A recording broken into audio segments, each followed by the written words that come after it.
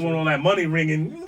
We got him on here, and something he wanted to talk about, and I think he's pretty passionate about this, is the wrong expectations about real estate and getting involved in this business. Yeah, I mean, a little background on me. I started about 12 years ago, and when I first came into real estate, I had maybe 3 or 4 different realtors tell me, Israel, don't work any buyers. They're the worst. They're going to waste your time. So I already walked in with a negative kind of attitude. I worked a few buyers for like 3 or 4 months, 5 months.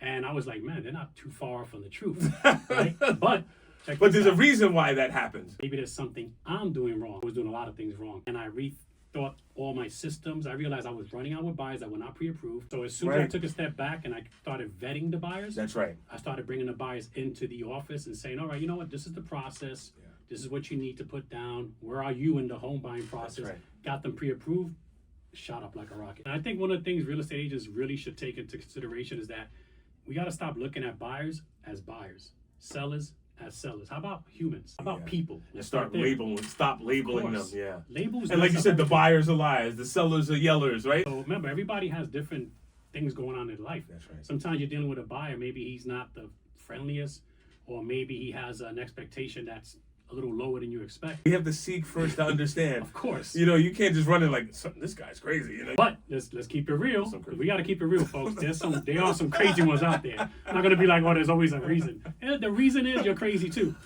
I'm not gonna even try to sugarcoat that, bro.